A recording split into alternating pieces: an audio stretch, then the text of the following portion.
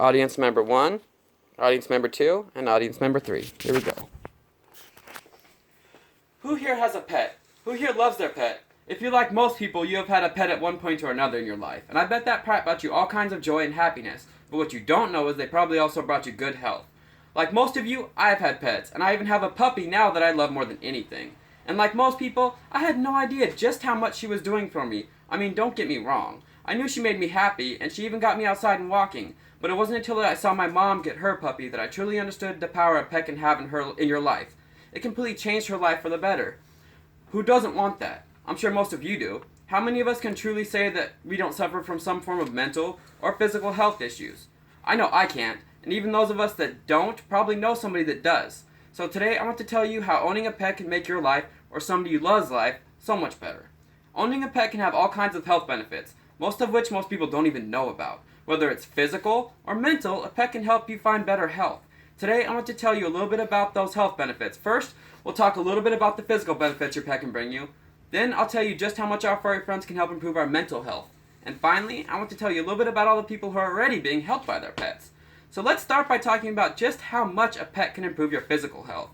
One of the biggest ways pets can help improve your physical health is through exercise. Most people don't know this, but most of us don't get anywhere near the exercise that is recommended.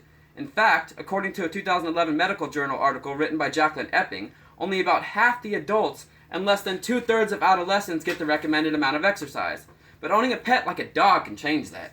Two Canadian researchers, Paul and Ariella Cherniak, wrote in their 2015 Medical Association Journal article that a lot of studies are actually showing that adults who own pets exercise more and are even more likely to spend their leisure time engaging in physical activities. They also referenced one California study that reported people who own a pet are more likely to engage in physical activity during their leisure time, and those who own dogs walk 20 minutes more each week than those who do not. And the physical benefits don't end there. One team of medical professionals led by James Serpell published a 1991 study they ran in the Journal of the Royal Society of Medicine. The 10-month study was done to see what health benefits owning a pet may actually have. They had a group of people without pets, a group of people with dogs, and a group of people who are new cat owners. During the first month of the study, most of the new pet owners reported a reduction in minor health issues, with these effects lasting the whole duration of the study in dog owners. The group without pets did not see any improvements. This alone shows that even if people don't know exactly what their pets are doing for them, they know they feel better when they are around. I, for one, can attest to this. Since getting my puppy, I not only feel happier, I feel healthier. I'm not gonna lie. Before I got my puppy, I couldn't walk a mile without feeling winded, maybe not even a couple blocks. But since I have gotten her, I go on 2, 3, even 4 or 5 mile walks with her, and it feels great.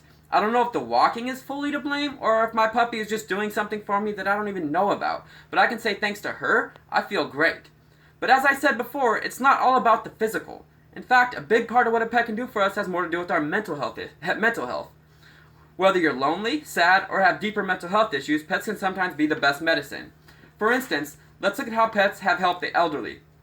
As people age, they can feel more alone than ever, and this can be worsened by how hard it can be to meet new people at that age. The elderly can feel like they have lost their purpose and become withdrawn. A pet can change all that. They can give the elderly a purpose, even help them gain a routine that is much needed. Plus, one of the biggest ways pets can help the elderly is getting them out of the house. This not only helps them get exercise, it pushes them to meet new people and become part of their community. In 2011, an article published in the European Journal of Medical Research, a group of researchers led by Roswitha Scheibach reported their findings from a study on this very thing. They found that because of their circumstances, many elderly people do lose their sense of purpose, and because of this, retirement starts to feel like a burden. This causes them to become withdrawn and get less and less social contact, and having a pet, they found, can help with this. Their research showed that a pet can not only give their lives a purpose and a routine, and it can help bring a sort of lubricant to social situations. But pets don't just do this for elderly people. They can do the same thing for people with mental disabilities. As anybody who has dealt with a mental issue or knows anybody who has dealt with a mental issue can tell you, they can be very hard to live with, and while there are medications that can help cope with your illness, sometimes it just isn't enough. But according to their 2009 article in the American Journal of Occupational Therapy, two researchers, Zimmelog and Krupa, talked about their research into a therapy that shows a lot of promise. They found that people living in a community that suffered from serious mental health issues were actually socially more active if they owned a pet. This means that, like with elderly people, pets are helping their disabled owners get out there and meet new people. They are helping them have full interactive lives, and as someone who knows people fighting mental health issues, I can tell you that is no small thing. This is why getting this information out there is so important to me. I've seen the good owning a pet can do for someone that truly needs it, and I don't want people to miss out on this kind of happiness or even normality just because they don't know about something as simple as getting a puppy and how much it can help. But just in case any of you out there still don't believe pets are changing lives, let me tell you about all the people that are being helped by pets right now. Pets and animal therapies are already changing lives, and they are doing so for a number of people with all kinds of conditions. Pets have been helping people for a long time, whether it's someone with a heart condition or someone with cancer. Animal therapies have been helping patients get through their pain, and have even been shown to help improve a patient's condition. One website, aptly named Disabled World, is dedicated to helping disabled people find ways to improve their lives.